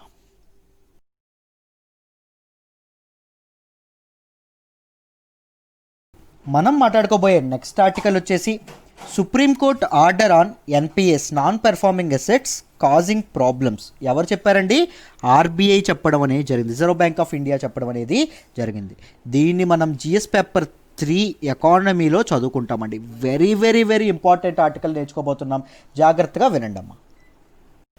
ఈ ఆర్టికల్ మీకు అర్థం కావాలంటే మొదట మీరు తెలుసుకోవాల్సింది ఏంటి అంటే నాన్ పెర్ఫార్మింగ్ అసెట్ అంటే ఏంటో తెలుసుకోవాలి. నాన్ పెర్ఫార్మింగ్ అసెట్ అంటే ఏంటో తెలిస్తే మీకు ఈ ఆర్టికల్ ఈజీగా అర్థమైపోతుంది. నాన్ పెర్ఫార్మింగ్ అసెట్ని తెలుగులో మొండి బకాయిలు అంటాం. రైట్, ఫస్ట్ సింపుల్గా చూడండి, అసెట్ అంటే అర్థం ఏంటి అని తెలుసుకోవాలి. దాని తర్వాత నాన్ పెర్ఫార్మింగ్ అసెట్ అంటే ఏం తెలుస్తుంది. ఇది బ్యాంకింగ్ టర్మ్స్లో ఒక టర్మ్ అండి. రైట్, ఎకానమీకి సంబంధించి బ్యాంకింగ్ టర్మ్స్ ఏవైతే ఉంటాయో దానికి సంబంధించిన టర్మ్. సింపుల్గా వినండి, బ్యాంక్ ఏం చేస్తుందండి? ప్రజల దగ్గర నుంచి డిపాజిట్లు సేకరిస్తుంది. పీపుల్ ఎవరైతే ఉన్నారో వీళ్ళ దగ్గర నుంచి డిపాజిట్లు సేకరిస్తుంది, అంతేనా? ఈ డిపాజిట్లు సేకరించినప్పుడు ఎంత వడ్డీ డిపాజిట్ చేసే వాళ్ళకి వడ్డీ ఇవ్వాలి కదా. ఎంత వస్తుంది? ఒక 5% ఇస్తుంది అనుకోండి సపోజ్. ఈ బ్యాంక్ ఏం చేస్తుంది? బయట వాళ్ళకి వడ్డీ ఇవ్వడం అనేది జరుగుతుంది. అవి కంపెనీలు అవ్వచ్చు, ఫర్మ్స్ అవ్వచ్చు, లేకపోతే వేరే ఇండివిజువల్స్ ఎవరైనా అవ్వచ్చు, వాళ్ళకి అప్పు ఇవ్వడం అనేది జరుగుతుంది, లోన్స్ ఇవ్వడం అనేది జరుగుతుంది. లోన్స్ ఇచ్చేటప్పుడు ఎంత వడ్డీకి ఇస్తుంది? ఒక 8% వడ్డీకి ఇస్తుంది. సో ఈ 8 - 5 ఇది ఏదైతే ఉంటుందో ఇది వచ్చేది ఏమంటారు? లాభం. రైట్, మామూలుగా మనం ఈజీగా ఏమనేస్తాం? లాభం, బ్యాంక్ వచ్చే లాభం అంటాం. దీన్ని స్ప్రెడ్ అంటారండి. స్ప్రెడ్ ఎంత ఈ బ్యాంక్ అయితే? 3%. గుర్తుపెట్టుకోండి, డిపాజిట్ ఒక వ్యక్తి ఇస్తున్నాడు, దీనికి బ్యాంక్ ఏం చెల్లించాలి? వడ్డీ అనేది చెల్లించాలి, ఇంట్రెస్ట్ అనేది చెల్లించాలి. రైట్, తిరిగి అతని డబ్బు కూడా కంప్లీట్గా ఆయనకి ఇవ్వాలి. సో డిపాజిట్ అనేది బ్యాంకుకి ఏమవుతుంది? ఎసెట్ అవుతుందా, లయబిలిటీ అవుతుందా? లయబిలిటీ అవుతుంది. బ్యాంక్ తిరిగి కట్టాలి కాబట్టి. ఈ డబ్బు బ్యాంకుదా కాదు.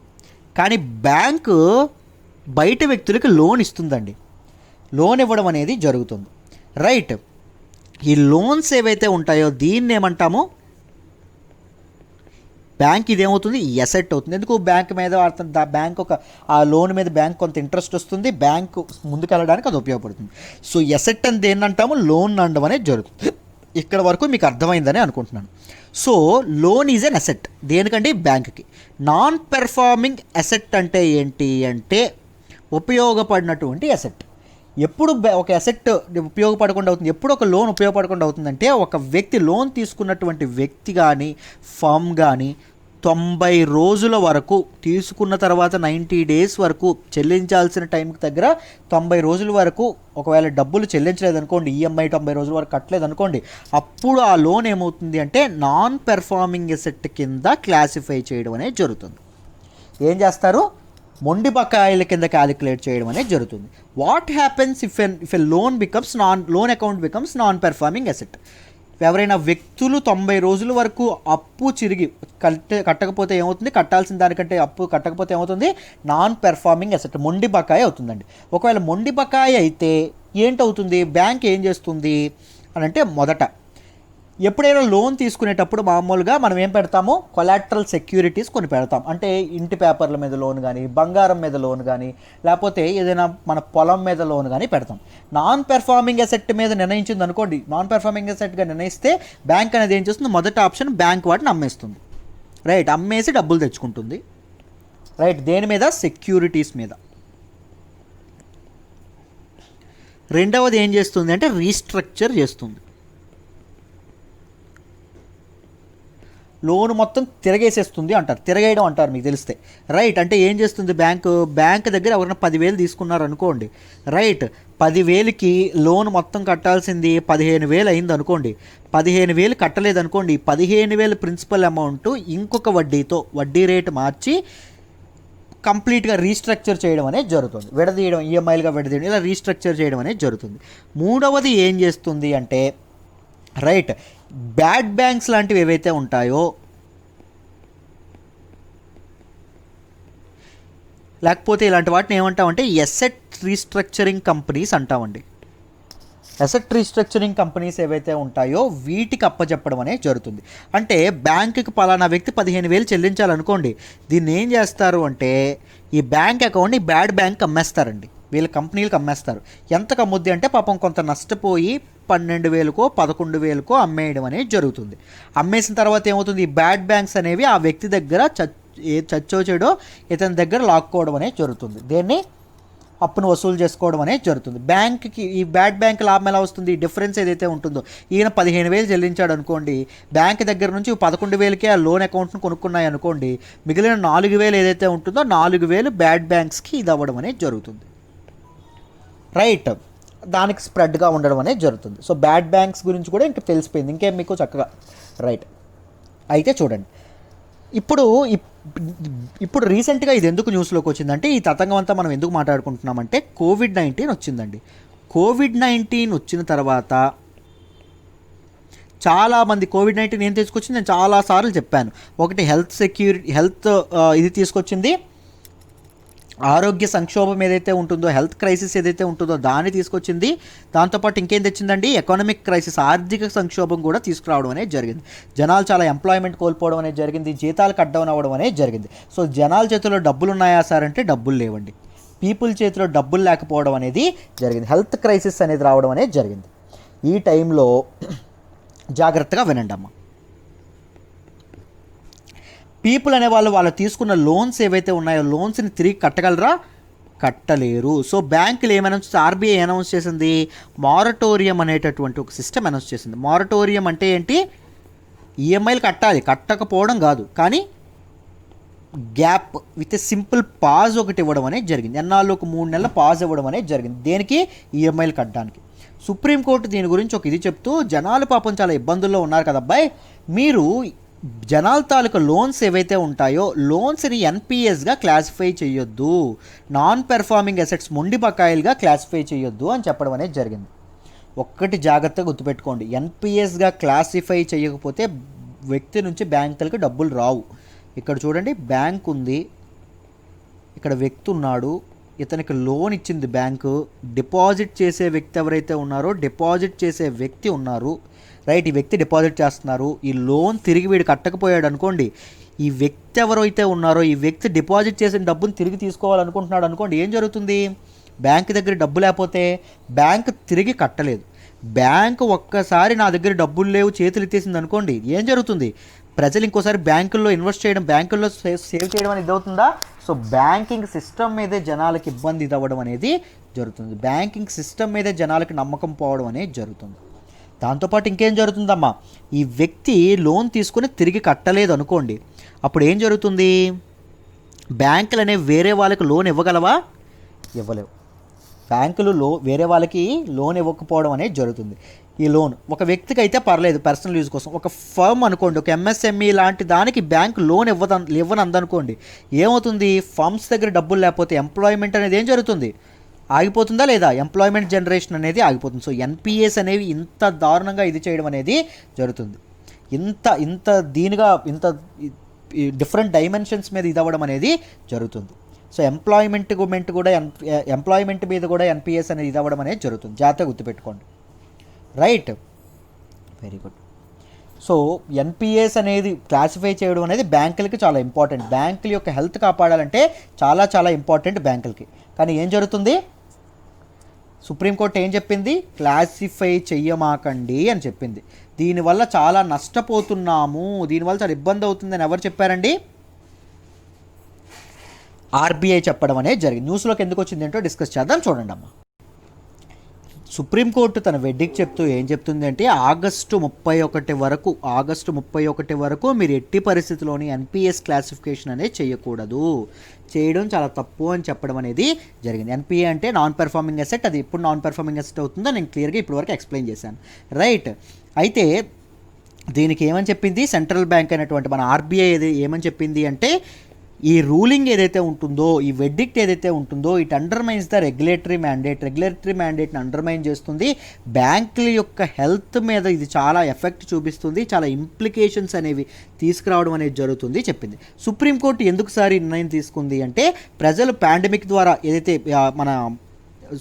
మన కోవిడ్-19 ఏదైతే ఉందో దానివల్ల చాలా హార్డ్షిప్స్ చూడాల్సి వచ్చింది, చాలా కష్టాలు పడాల్సి వచ్చింది. వాళ్ళు మారటోరియం కూడా పే చేయలేనటువంటి పరిస్థితి, మారటోరియం ఇచ్చినప్పటికీ వాళ్ళు ఇది కట్టలేనటువంటి పరిస్థితి. ఈ టైంలో మీరు ఎన్పిఎస్గా ఎలా క్యాలిక్యులేట్ చేస్తారు అని చెప్పడం అనేది జరిగింది. రైట్, దీనికి గవర్నమెంట్ మీరు రీసెంట్గా గమనిస్తే రీసెంట్గా ఒక ఆర్టికల్లో కూడా చెప్పడం అనేది జరిగింది. ఏం చెప్పానమ్మా, మీరు చూపిస్తే మనకి ఏం చేసింది, ఆర్బీఐ మారటోరియం ఇస్తూనే ఇంట్రెస్ట్ ఆన్ ఇంట్రెస్ట్ అనేది వేయడం అనేది జరిగింది. అంతేనా, ఇంట్రెస్ట్ ఆన్ ఇంట్రెస్ట్ అనేది కాంపౌండ్ ఇంట్రెస్ట్ వేయడం అనేది జరిగింది. సో ఈ ఇంట్రెస్ట్ ఆన్ ఇంట్రెస్ట్లో ఇంట్రెస్ట్ అనేది ఒక సగం ఇంట్రెస్ట్ అనేది ఎవరు కడతా అన్నారు, ఈ ఇంట్రెస్ట్ ఆన్ ఇంట్రెస్ట్ని ఎవరు కడతా అన్నారు, గవర్నమెంట్ కట్టడం అనేది జరుగుతుంది అని చెప్పింది. అంటే మెయిన్ ప్రిన్సిపల్ ఇంట్రెస్ట్ మాత్రం ప్రజలే కట్టుకోవాలి, కానీ ఆర్బీఐ బ్యాంకులు వేసేటటువంటి ఇంట్రెస్ట్ ఆన్ ఇంట్రెస్ట్ ఎవరు కడతా అన్నారు, గవర్నమెంట్ కడతాను అని చెప్పింది. ఎంత లోపు లోన్లు ఉండాలి, 2 crores లోపల లోన్లు ఉంటే గవర్నమెంట్ కడతానని చెప్పింది. సెపరేట్ స్కీమ్ తీసుకురావడం అనేది జరిగింది. రైట్, దీని గురించి కూడా మనం డిస్కస్ చేయడం అనేది జరిగింది. సో ఆర్బీఐ ఏం చెప్పింది, ఈ ఎన్పిఏ క్లాసిఫికేషన్ అనేది తీవ్రమైనటువంటి ఇబ్బందులు పెట్టింది బ్యాంకులకి, బ్యాంకులు చాలా చాలా ఇబ్బంది పడ్డాయని చెప్పడం అనేది జరిగింది. రైట్, మీకు ఎన్పిఎస్ అంటే ఏంటి, ఎందుకు ఇది న్యూస్లోకి వచ్చింది, డీటెయిల్డ్గా అర్థమైందనే అనుకుంటున్నాను. దీని మీద మీరు మెయిన్స్ క్వశ్చన్ ఒకటి ఎక్స్పెక్ట్ చేయొచ్చు. జిఎస్ పేపర్ 3లో ఒక మెయిన్స్ క్వశ్చన్ అనేది ఎక్స్పెక్ట్ చేయొచ్చు ఎన్పిఎస్ మీద, ఎన్పిఏ క్రైసిస్ మీద. రైట్, ఒకసారి జాగ్రత్తగా చదువుకోండి. మీరు రోజు ఫాలో అయితే, కరెంట్ అఫైర్స్ కోర్సులో జాయిన్ అయితే ఎవ్రీ సండే కంప్లీట్గా మెయిన్స్ మీద ఇది చేస్తూ ఎంఫసైజ్ చేస్తూ ఒక ఇది ఉంటుంది, ఎలా చూడాలి, ఎలా చదవాలి సమాజాన్ని, మీరు ఏ విధంగా అబ్జర్వ్ చేయాలి సొసైటీని, మీకు థాట్ ప్రాసెస్ని బిల్డ్ చేసేటటువంటి సెషన్ ఉంటుంది మెయిన్స్ మీద. ఒకసారి ఆలోచించండి అమ్మా, ఓకేనా, బెస్ట్ డెసిషన్ తీసుకోండి, ఓకేనా. ఇది నా నెంబర్కి కూడా మీరు ఫోన్ చేయొచ్చు. 8500671913 ఈజ్ మై నెంబర్. నా నెంబర్కైనా ఫోన్ చేయండి, ముందు నాతో మాట్లాడండి, ఓకేనా. Right, let's move to the next article. మనం మాట్లాడుకోబోయే నెక్స్ట్ ఆర్టికల్ వచ్చేసి pandemic themed cyber attacks rose in Q2. జాగ్రత్తగా వినండి అమ్మా, క్లియర్గా ఎక్స్ప్లెయిన్ చేద్దాం. సైబర్ అటాక్స్ అంటే ఏంటి, ఏం జరుగుతుంది, రైట్, ఈ రీసెంట్ రిపోర్ట్ ఏం చెప్పింది అన్నీ ఎక్స్ప్లెయిన్ చేస్తాను, జాగ్రత్తగా వినండి. ఏం లేదమ్మా, ఈ ఆర్టికల్లో ఏం చెప్పారంటే, సైబర్ అటాక్స్ అనేవి ఏవైతే ఉన్నాయో Q2లో, ఇయర్లోని Q2, ఇయర్కి ఎన్ని క్వార్టర్స్ ఉంటాయి, 4 క్వార్టర్స్ ఉంటాయి, మీ అందరికీ తెలుసు. 3 నెలలు చెప్పున ఒక్కొక్క క్వార్టర్ ఇది అవ్వడం అనేది జరుగుతుంది. అయితే సెకండ్ క్వార్టర్ ఏదైతే ఉంటుందో, సెకండ్ క్వార్టర్లో సైబర్ అటాక్స్ అనేవి బాగా పెరిగిపోయినాయి అని చెప్పి ఒక రిపోర్ట్ చెప్తుంది. రైట్, మీకు ఎప్పుడు నేను మెయిన్స్ పర్స్పెక్టివ్లో ఒక థాట్ ప్రాసెస్ అంటాం, మీరు కొద్దిగా ఫస్ట్ ముందు అలవాటు చేసుకోవాలి. రైట్, ఒక టెర్మినాలజీని కానీ దీన్ని ఒక ఇది కానీ అలవాటు చేసుకోవాలి. సింపుల్గా ఒక మాట చెప్తాను చూడండి, ఏం లేదు, మనకి రీసెంట్గా మనం చూసుకుంటే టెక్నాలజీ అనేది విపరీతంగా పెరుగుతుంది. టెక్నాలజికల్ అడ్వాన్స్మెంట్ అనేది మన ఇండియాలో చాలా త్వరగా స్పీడప్ అవ్వడం అనేది జరిగింది. సో టెక్నాలజీ పెరగడం వల్ల ఓన్లీ పాజిటివ్సే ఉంటాయా, మన లైఫ్స్ నిజంగానే చాలా ఈజీ అయినాయి. ఇన్నోవేషన్ అనేది, నూతన ఆవిష్కరణలు అనేవి రావడం వల్ల మనకి ఇప్పుడు చూసారా, టక్కనే ఒక ఎడ్జ్ ఆఫ్ అవర్ ఫింగర్, మనం ఒక్క క్లిక్తో మనం ఫుడ్ ఆర్డర్ పెట్టుకుంటున్నాం, రైట్, తిరుగుతున్నాం, ఎక్కడ కావాలంటే అక్కడికి వెళ్తున్నాం, మనకి ఖర్చులు తగ్గినాయి, చాలా ఇది అవ్వడం అనేది జరిగింది, మనకి చాలా ఈజీ ఆఫ్ డూయింగ్ బిజినెస్, ఏదైతే ఇది ఉందో లైఫ్ ఈజీ అవ్వడం అనేది జరిగింది. సో టెక్నాలజీ వల్ల పాజిటివ్స్ ఎంత ఉన్నాయో దాన్ని నెగిటివ్ కింద ఎక్స్ప్లాయిట్ చేసేవాళ్ళు కూడా అలాగే ఉన్నారు. నెగిటివ్గా ఎక్స్ప్లాయిట్ చేసేవాళ్ళు, నెగిటివ్స్ కూడా అంతే ఎక్కువగా పెరగడం అనేది జరిగింది. దాంతోపాటు టెక్నాలజీ అనేది ఇంకొకటి ఏం చేసిందండి, డేటాని విపరీతంగా పెంచేసింది. పబ్లిక్ డొమైన్లో డేటా అనేది బాగా పెరిగిపోయిందండి. రైట్, ఇప్పుడు మనం చూసుకుంటే వరల్డ్లో ఉన్నటువంటి అన్ని కంట్రీస్ కంటే India is one of the very data rich country. ప్రజల డేటా అనేది విచ్చలవిడిగా దొరుకుతున్నటువంటి కంట్రీ ఇండియా. ఎందుకు, స్ట్రిక్ట్ లాస్ అనేవి డేటా ప్రాసెసింగ్ మీద కానీ, లేకపోతే డేటా ట్రాన్స్ఫర్ మీద కానీ, డేటాని ఇది చేయడం మీద కానీ, రైట్, డేటా మేనేజ్మెంట్ మీద ఎటువంటి లాస్ అనేవి లేవు. ఉన్న లాస్ కూడా స్ట్రిక్ట్గా ఎన్ఫోర్స్ అవ్వట్లేదు. కాబట్టి ఈ స్కామర్స్ ఎవరైతే ఉంటారో, రైట్, దాంతోపాటు ఈ హ్యాకర్స్ ఎవరైతే ఉంటారో వాళ్ళందరికీ ఈ డేటా ఏదైతే ఉంటుందో ఈ డేటాని దోచుకోవడం చాలా సులభమవుతుంది. డబ్బు కంటే ఇప్పుడు డేటా ఎప్పుడైతే చోరీకి గురవుతుందో ఆ డేటానే వాళ్ళకి ఆ డేటా ఉపయోగించుకొని వాళ్ళు డబ్బు చేసుకోవడం అనేది జరుగుతుంది. రైట్, ఎవరండి ఈ స్కామర్స్, హ్యాకర్స్, టెర్రరిస్టులు, వీళ్ళందరూ ఈ డేటాని ఇదవ్వడం అనేది జరుగుతుంది. సో ఇండియాకి ఏదైనా ఒక దేశానికి సంబంధించింది కానీ ఒక క్లోజ్డ్ డేటాని ఎప్పుడైనా ఒకరు దోచుకున్నారనుకోండి, ఒక మధ్యలో ఇంటర్వెన్షన్తో దోచుకున్నారనుకోండి, దాన్ని ఏమంటాము? సైబర్ అటాక్ అంటాం. సైబర్ అటాక్ అనడం అనేది జరుగుతుంది. ఈ సైబర్ అటాక్స్ ఏవైతే ఉన్నాయో ఇవి పెరగడం అనేది జరుగుతుంది. నేను చాలాసార్లు చెప్పాను, ఈ సైబర్ అటాక్స్లో ముఖ్యంగా ఫిషింగ్ లాంటివి అయితే చాలా ఎక్కువగా పెరుగుతున్నాయండి. ఫిషింగ్ అంటే ఏంటండి? గ్యాలమేయడమా అలాంటిదే, రైట్. బట్ టెక్నాలజికల్ టర్మ్స్లో ఏంటి, మన కంప్యూటర్లో మన తాలూకు మొబైల్లో ఉన్నదాన్ని కానీ, లేకపోతే మన ఏదైతే ఉందో మనకి మెసేజ్ లాంటివి పంపించి, లేకపోతే ఒక ఈ లింక్ క్లిక్ చేయండి, మీకు పలానా డబ్బులు వస్తాయి, ఇది చేయండి పలానా డబ్బులు వస్తాయి అని చెప్తా ఉంటారు, రైట్. అది ఒక గ్యాలం వేయడం లాంటిది, రైట్. ఏం జరుగుతుంది, మనం ఆ లింక్ క్లిక్ చేయగానే మన తాలూకు ఫైనాన్షియల్ ఇష్యూస్ అన్నీ ఇవన్నీ అవతల ఉన్నటువంటి వాడికి వెళ్ళడం అనేది జరుగుతుంది. సో సైబర్ అటాక్స్ అనేవి ఇలా కూడా జరగడం అనేది జరుగుతుంది. ఇప్పుడు ఈ రిపోర్ట్లో ఏం చెప్పారు అంటే, సైబర్ అటాక్స్ అనేవి, సైబర్ అటాకర్స్ ఎవరైతే ఉన్నారో, సైబర్ అటాకర్స్ అంట ఈ ఎవరైతే ఈ టెర్రరిస్టులు కానీ, హ్యాకర్స్ కానీ, స్కామర్స్ ఎవరైతే ఉన్నారో వీళ్ళందరూ పాండమిక్ COVID-19 ఉపయోగించుకొని చాలా డబ్బులు చేసుకోవడం అనేది జరిగింది అని చెప్పారండి. COVID-19 గట్టిగా వాడుకున్నారని చెప్పారు, రైట్. పాండమిక్ని ఉపయోగించుకొని చేయడం అనేది Q2లో సైబర్ క్రైమ్స్ అనేవి గట్టిగా పెరిగినాయి అని చెప్పడం అనేది జరిగింది. సైబర్ క్రైమ్ క్యాంపెయిన్స్ ఏవైతే ఉన్నాయో ముఖ్యంగా అవి ఎవరి మీద టార్గెట్ చేశారు అంటే, వర్క్ ఫ్రమ్ హోమ్ పీపుల్ ఎవరైతే ఉన్నారో, వర్క్ ఫ్రమ్ హోమ్ చేస్తూ ఆఫీసుల్లో పనిచేసే వాళ్ళు ఎవరైతే ఉన్నారో వాళ్ళని ఎక్స్ప్లాయిట్ చేయడం, రైట్. వాళ్ళకి పాండమిక్ బేస్డ్ నమ్మకంగా ఉండేటట్టు వాళ్ళకి కొన్ని లింక్స్ కానీ పంపించడం, పాండమిక్కి సంబంధించినటువంటి కానీ, COVID-19 దీనికి సంబంధించిన ఈ లింక్ క్లిక్ చేయండి, మీరు COVID-19 ప్రికాషన్స్ తెలుసుకోండి అంటాడు, రైట్. ఎవరైనా మన కోసం పంపించారు కదా అని క్లిక్ చేస్తాం, మన డీటెయిల్స్ అన్నీ వెళ్ళిపోతాయి. సో ఈ విధంగా ఇది అవ్వడం అనేది జరిగింది అని చెప్పారు. ఈ సర్వేని ఎవరు కండక్ట్ చేశారు సార్ అంటే, మెక్కఫీ అనేటటువంటి ఒక క్లౌడ్ సైబర్ సెక్యూరిటీ ఫర్మ్ ఏదైతే ఉంటుందో,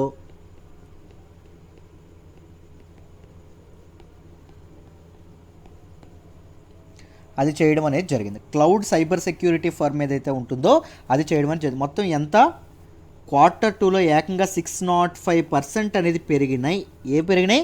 సైబర్ క్రైమ్స్ అనేవి పెరిగినాయి అని చెప్పి వీళ్ళు చెప్పడం అనేది జరిగిందండి, రైట్. అంత దీనిగా ఎక్స్ప్లాయిట్ చేయడం అనేది జరిగింది అని చెప్పడం అనేది జరిగింది, రైట్. దీన్ని ఎలా కలెక్ట్ చేశారు అంటే, India throughout this territory, India మొత్తం మీద, భారత భూభాగం మీద ఉన్నటువంటి ఓవర్ 1 బిలియన్ కంటే ఎక్కువ సెన్సార్స్ అనేవి పెట్టడం అనేది జరిగింది. ఆ సెన్సార్స్ ద్వారా సైబర్ అటాక్స్ అనేవి వీళ్ళు స్పాట్ చేయడం అనేది జరిగింది, రైట్. ముఖ్యంగా ఇండియా అనేది ఇన్నోవేటివ్ కేటగిరీస్లో డెవలప్మెంట్స్ అనేవి ఎప్పుడు పెరగడం స్టార్ట్ చేసిందో, ముఖ్యంగా Q2లో పెంచడం అనేది బాగా జరిగింది. ఆత్మనిర్భర్ భారత్ వచ్చిన తర్వాత దానిలో భాగంగా దీన్ని పాజిటివ్ కోసం ఎంతమంది ఉపయోగించుకున్నారో, నెగిటివ్ కోసం కూడా ఉపయోగించుకునే వాళ్ళు ఉన్నారు.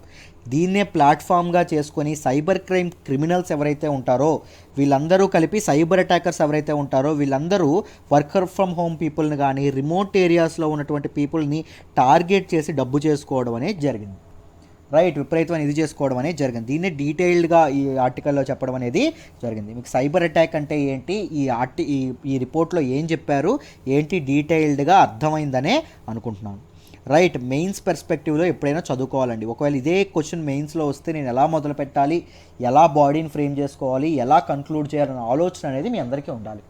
ఎస్ఏ రైటింగ్ మీద ఎక్కువ ఫోకస్ చేయండి. ఎస్ఏ రైటింగ్ అనేది రావాలంటే ఏం చేయాలి అంటే, ఎక్స్టెన్సివ్ రీడింగ్ చేయాలి. ఎక్స్టెన్సివ్ రీడింగ్ చేస్తే ఎక్స్టెన్సివ్ రైటింగ్ అనేది వస్తుంది, అది గుర్తుపెట్టుకోండి. మన వీడియోస్ అనేవి మీరు ఒక ప్లాట్ఫామ్గా పెట్టుకోండి, ఒక అర్థం చేసుకోవడానికి.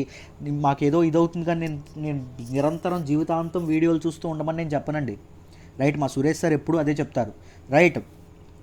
మీకు సంబంధించినటువంటి స్కిల్స్ ఏవైతే ఉంటాయో వాటిని డెవలప్ చేసుకోండి, బేసిక్స్ స్ట్రాంగ్ చేసుకోండి. మా ద్వారా మా సపోర్ట్ మీకు ఉంటుంది. ఆ బేసిక్స్ స్ట్రాంగ్ చేసుకొని మీ తరపున మీ దీనిగా మీరు చదువుకోవడం అనేది జరగాలి, రైట్. మీ పేపర్ని మీరు ఓపెన్ చేసుకొని మీ ఓన్గా మీరు అర్థం చేసుకోవడం అనేది జరగాలి. అప్పుడు మీరు సక్సెస్ అవ్వడం అనేది మొదలవుతుంది. మీ సక్సెస్ ఆ రోజు మొదలవుతుంది, రైట్. మీరు అలా మొదలవ్వాలి, బేసిక్స్ స్ట్రాంగ్గా చేసుకోవాలంటే కరెంట్ అఫైర్స్ కోర్స్లో జాయిన్ అవ్వండి అమ్మా. ద బెస్ట్ సపోర్ట్ అనేది మీకు ఇవ్వడం అనేది జరుగుతుంది. ఇది నా నెంబరు, డైరెక్ట్గా నాకైనా మీరు ఫోన్ చేయొచ్చు. 8500671913 నా నెంబర్. నాకైనా ఫోన్ చేసి ఒకసారి నాతో మాట్లాడి డెసిషన్ తీసుకోండి. ద బెస్ట్ సపోర్ట్ అనేది మీకు ఉంటుంది. నా సపోర్ట్ అనేది మీకు ఎప్పుడు పర్సనల్ సపోర్ట్ అండ్ గైడెన్స్ మీకు ఉండడం అనేది జరుగుతుంది. రైట్. ఈ సెషన్ ఏదైతే ఉంటుందో దీని పీడిఎఫ్ కూడా మీరు యాక్సెస్ చేసుకోవచ్చు కరెంట్ అఫైర్స్ కోర్స్లో జాయిన్ అయితే. నా ఓన్ రైటింగ్తో, నా ఓన్ హ్యాండ్ రైటింగ్తో ఐప్యాడ్లో రాసినట్టు ఒక అందమైన నోట్స్ ఉంటుంది. ఎట్ ఏ గ్లాన్స్ మీరు రివిజన్ చేసుకోవచ్చు నోట్స్ ద్వారా. ద బెస్ట్ ఇస్తాను, ఓకేనా? రైట్. దాంతోపాటు ఎడిటోరియల్స్ కూడా కవర్ చేయడం అనేది జరుగుతుంది. ఎడిటోరియల్స్ ఈ సెషన్లో కవర్ చేయట్లేదు కదా, ఆ ఎడిటోరియల్స్ ఏవైతే ఉంటాయో వాటిని అక్కడ కవర్ చేయడం అనేది జరుగుతుంది. రైట్. ఓన్లీ పెయిడ్ వాళ్ళకి ఇవ్వడం అనేది జరుగుతుంది. దాంతోపాటు డౌట్ క్లియరెన్స్ సెషన్స్ అనేవి ఉంటాయి, ఎంసీక్యూ సెషన్స్ అనేవి ఉంటాయి, మెయిన్ సెషన్స్ అనేవి ఉంటాయి, ఎవ్రీడే కరెంట్ అఫైర్స్ టెస్ట్ అనేది ఉంటుంది మన యాప్లో. రైట్. ఇవన్నీ నా పర్సనల్ గైడెన్స్ అండ్ సపోర్ట్ మీకు ఉంటుంది. ఇవన్నీ ఉండడం అనేది జరుగుతుంది. రైట్. ట్రస్ట్ మీ, నా మీద నమ్మకం ఉంచి నాతో వర్క్ చేయడానికి రండి. మీకు అస్సలు ఇది చేయను. Right. You will succeed definitely. You will be very content and you will be very happy with our course. Thank you so much అమ్మా. Have a nice day. This is all about today's Hindu analysis.